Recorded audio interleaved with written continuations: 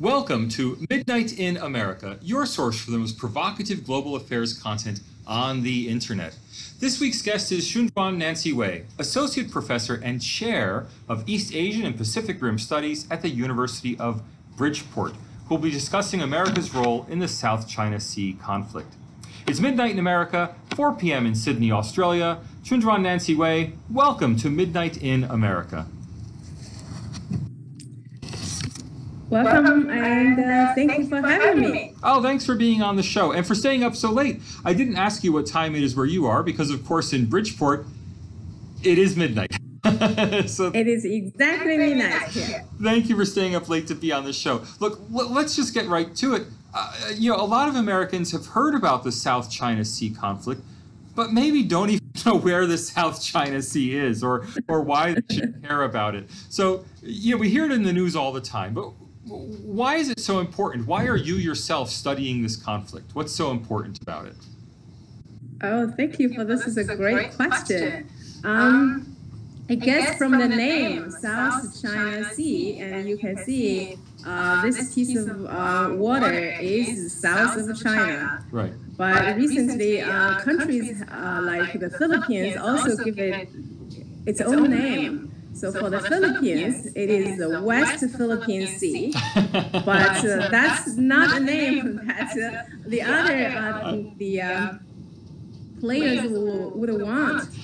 For example, the Vietnamese wanted it to be West, it's East Sea. So really very interesting. So you can say it's South China Sea, or West Philippine Sea, or even East Sea. So anyway, they are all correct. I heard that when Hillary Clinton was Secretary of State and she was speaking in Manila, she actually used the term West Philippine Sea, and her hosts were thrilled, that she called it the West Philippines. Indeed. But I think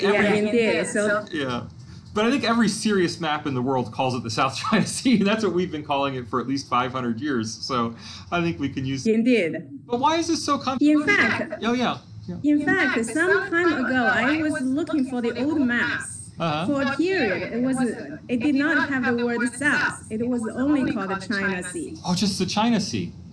Because that's just China Sea. Yeah, some old maps. Yeah, like maps before a century ago. It was just called the China Sea. Do you know? By the way, interesting. Do you know what it's called in Chinese? In China, it's called the South Sea. Just the South Sea. Yeah, South Sea for China and South Sea for Taiwan. They're both called the South Sea. Oh, and could you say that for us? I don't speak Chinese, but I know you do. Okay, it's called the Nanhai. Nan means south.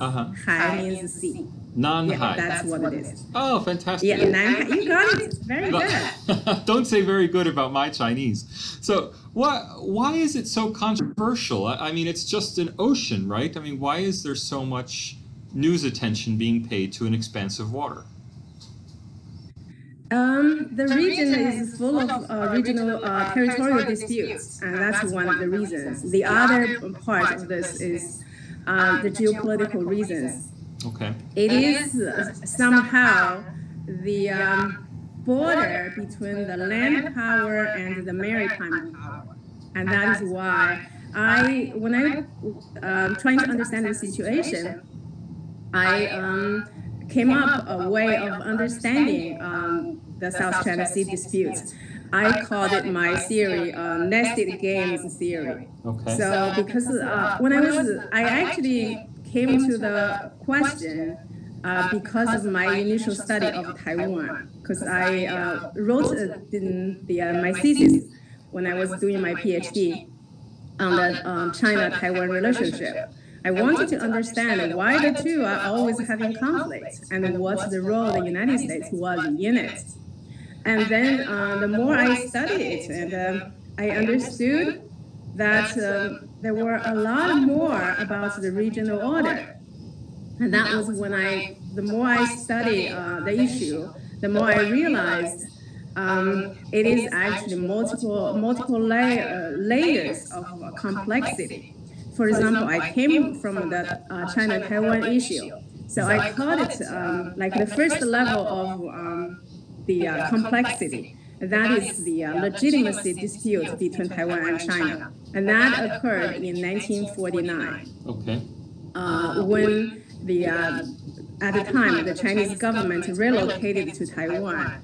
It is, up to this day, it's still called Republic of China. Right. Even though internationally media, it's called Republic, it's called Taiwan. Right. But officially, the Taiwanese government, even today, the pro-independence government, Tsai Ing-wen, still calls the country Republic of China. Right. And its constitution was made in 1947, the same year when the 9-dash line was drew.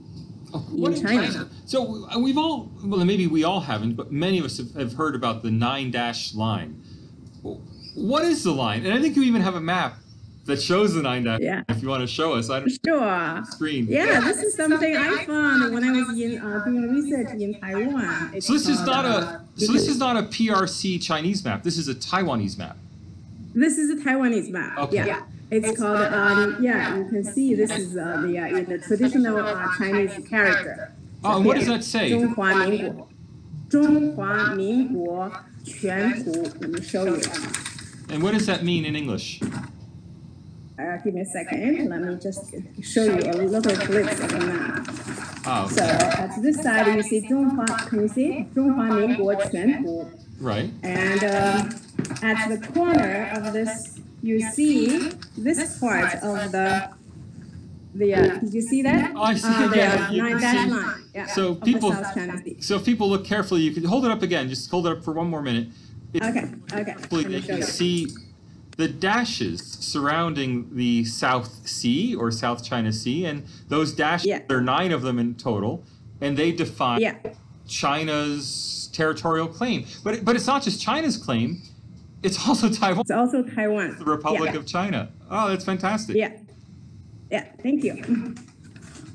I didn't know this kind of map is still published, so I felt like a treasure. I felt I found a treasure. And some of the people that I was doing research and also wanted me to get them one. So anyway, I just thought it was an interesting like a treasure I found in Taiwan when I was doing research. I found also other treasures. Actually, this is another book. Oh, what's that? This book is called the Chinese relations with the Southeast Asia. Okay. So and it's called 中国南洋交通史. It's a treasure, really, actually, a book about understanding the old days of the relationship before the 1945. So anyhow. And so the 9-dash line you said dates from 1947? Yes. And what's the context for that? This is fascinating. It was the end of World War II. Right. And the United States and China at the time, Chiang Kai-shek's government, were allies. Right. And the United States also had military bases in China at the time in 1946. Still? U.S. At that time still had military bases in China. From World War II. And then, because of the World War II relationship, jointly the two nations fought the Imperial Japanese Army. And then the United States troops still was in China, helping Chiang Kai-shek to fight during the Civil War. Okay. And China at the time had no ships. And the U.S. government provided the Chinese government with ships. The boats they would use to go to South China Sea, and they did the survey and claimed those islands and then they made a map in 1947. All those time, United States and China were allies, and the United States didn't say a word. So this is with the aid of the United States. Yeah, this is with the aid of the United States. The if nationalists the United States hadn't done anything, they would not even have such a strong claim. I had never heard of that. So, and this is the nationalist movement in China, which fled ultimately to the island of Taiwan. Correct. They made a map in 1947, and then they didn't know that in 2 years they would be defeated, and they would go relocated to Taiwan. And that was the context of that story. Right. And I was fascinated. So then after the communist government took over, they inherited this from the nationalist government. Right. But both governments, the one in Beijing and the one in Taipei, still claim the 9-dash line, right? I mean, I know that Taiwan occupies an island. Yes. Ito. Yes. What is the name of the island? Ituaba. Ituaba. Ituaba, yeah. It also has a name in Chinese, right? Yes, it does. It also have a name in Chinese. And guess what? The name in Chinese was named after one of the 4 ships that they sent to the South China Sea. And that ships were all U.S. ships. What was it? Do you know the name? What was the name of the ship? Or the name of the island? Yes. The Taiwan's, the Ituaba, give me a second. It's called, give me a second. I will come back. Oh, it's not important. I was just curious. It's just funny. Yeah. It's a fascinating story. I had no idea about that. I mean, that's interesting because, of course, the U.S. would have expected a friendly government to win the Civil War, and so would have expected to be friendly Chinese territory.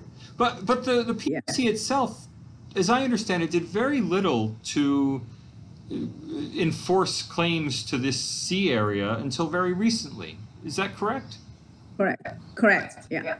So why now? Yeah. Here's something the fascinating part of the history. In the 50s, early 1950s. I'm not sure. Let me give you a little bit background of the South China Sea.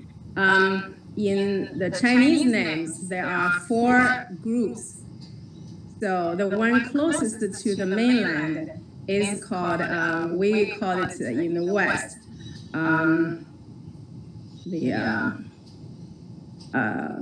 somehow I just have a block, but I'll get back with you the names. It's called... I always forget the names of the islands as well, so don't be embarrassed. I feel embarrassed. Well, they're the ones close to the shore, close to Vietnam and China, that are disputed with Vietnam. And then there are also islands that are disputed with the Philippines. Yes. Right? So the one closest to mainland China is called Paracel Islands. Oh, the Paracel Islands. So the Paracel Islands. So initially, the Paracel Islands, all of them were under the KMT's control. That's the Chinese nationalist government. Okay. And later, they moved out because of the wars. So then the communists took over half of it in the 1950s. And in 1974, when the Vietnam War was drawing to a close, then they took control of all of them. So in 1974, and some Chinese media report that as Mao's last order, military order to take over the completely the Paracel Islands. Right. So that's by 1974, all the Paracel Islands were under Beijing's control. Okay. So. Yeah, but the side further south, the Spratleys, that's right now the main problem. It's 5 countries are competing for that. But why? I mean, why do they care so much? I mean, that's what I don't get. These are, islands with no population on them in the middle of the ocean. Many of them are not even islands because even Ituaba, which has a major 20s naval base of some kind, the Convention on Law of the Sea decision at the International Court of Arbitration was that this is only a rock, quote unquote, not an island. Right. I mean, why do these countries, not just China, but the Philippines, Vietnam, Taiwan, Malaysia, why do they care so much about these? In the middle of it's because of the international laws. In 1980s, there was international laws that give countries, coastal nations, some rights to certain territories. And these rights include 12 miles of territorial sea, Right. and another additional 12 miles of contiguous zone, and up to 200 miles from their shore. Right. The rights of EEZ, it's the exclusive economic zone. Right. And those rights would include all the resources, such as oil. It is said that in the early 1970s, that there were lots of deposits of oil and gas. And recently, the Chinese also found that there were some ice that you can burn them. So that provides a new source of energy. So that's why, mainly for the neighboring countries, it's the resources. Yeah. But for China, it's also a relationship with its own, with Taiwan, so the legitimacy disputes. But, and then we have the second part, it's the ownership rights. And then additional country is Indonesia. Indonesia does not have the territorial disputes with China or the other countries, but it has zones of like fishing and other rights. So that's the delimitation issue. Right. And then there are also other countries like now the United States and China. Because of the Cold War policies, there is like a border, kind of like a border thing about where is the Chinese rights would go and where is the U.S. rights would be. Well, so it's yeah. I mean, that's what I'd really like to focus on is this China-U.S. conflict because, of course, the U.S. really doesn't care about fishing rights or potential undersea natural gas in the South China Sea. I mean, so why is the U.S. involved in these disputes? I understand why the Philippines or Vietnam might be involved, but what draws the United States into these disputes? First of all, United States has interesting, important alliance relationships with like in the case of South China Sea, we have the Philippines there. So the Philippines has been a U.S. ally since the end of World War II. Right. Yeah, so that is part of this. But I suspect there are also other important relations. I would like to show you something on this. This is a geopolitics, a book. I'm very, very interested in geopolitics. Yeah.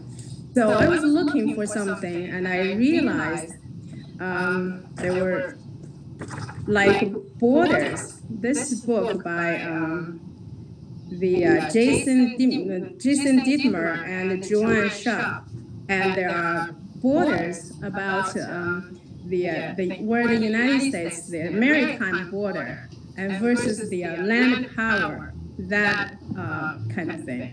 That I realized there were issues because of the Cold War policy. Well, I mean, it's interesting to me to say that because in my recent writing on the South China Sea, people talk about the Philippines, Japan, Okinawa, Taiwan, and the Philippines being the first island chain, the first islands once you leave mainland Asia. And I've tried to turn that around and say, no, they're actually the last island chain of American power. That is from the United States. The first island chain is Hawaii, and the second island chain is Guam, and the third island, the last island chain is this. Yeah. And so I would see just as your colleagues in the geopolitics book, I would see the South China Sea as the maritime border between the U.S. world and the Chinese world. Are you saying it's also how you see it?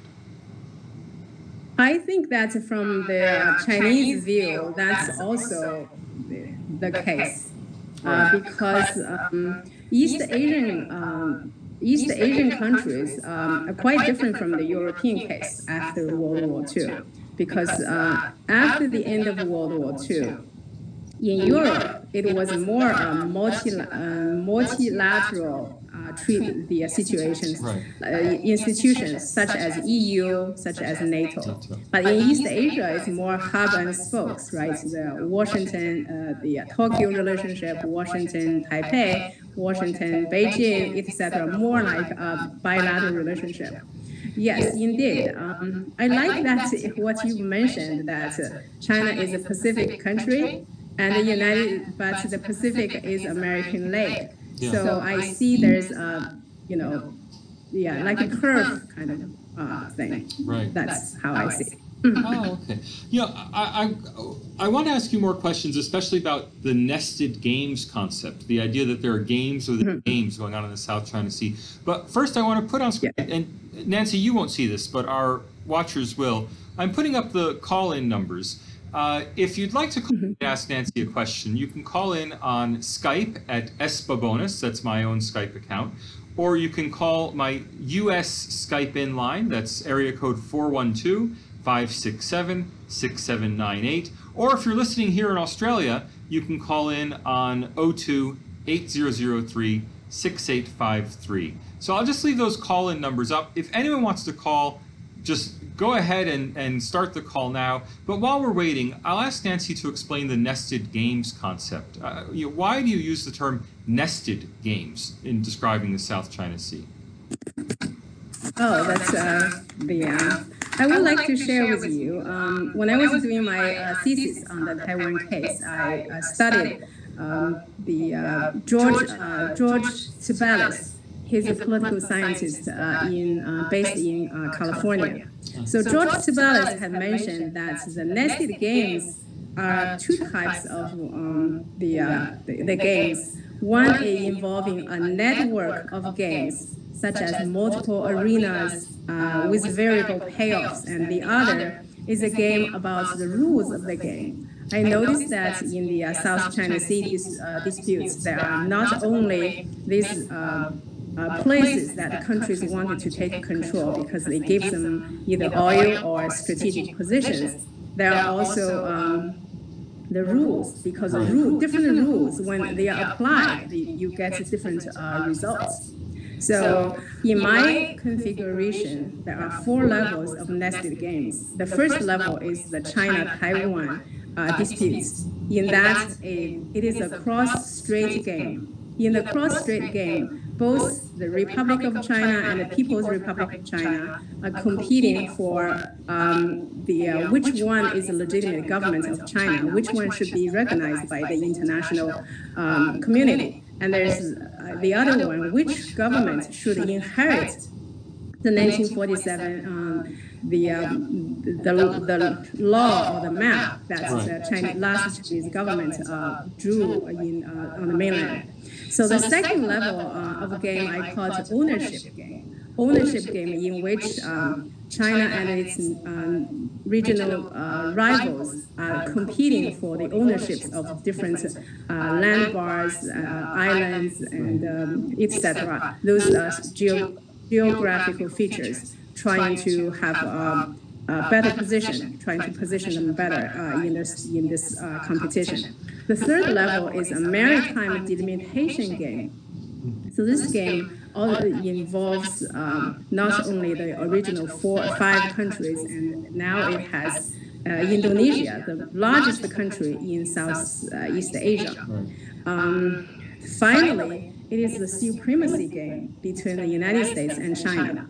And the two trying to compete to see which power will be the eventual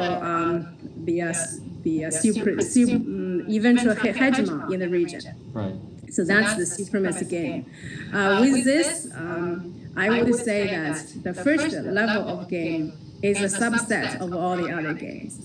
The more I'm studying this, and I realize that the supremacy game actually also involved in all the other games as well. So, for example, the United States involvement in the Taiwan-China conflict has been, for 6-7 decades, and its involvement in the second level game it's more indirect, such as in America's involvement in the Vietnam War, and also in the Taiwan conflicts and in the regional issues. And it's fascinating. That's why I see this games within games. There are rules, and also at the same time, there are also specific islands, such as the Scarborough. Yeah. I mean, I know that as part of that supremacy game, the United States regularly conducts what are called freedom of navigation operations. That is, Yes. sailing ships within 12 miles of a Chinese-held island in order to demonstrate that the 12-mile limit does not apply Correct. to international law.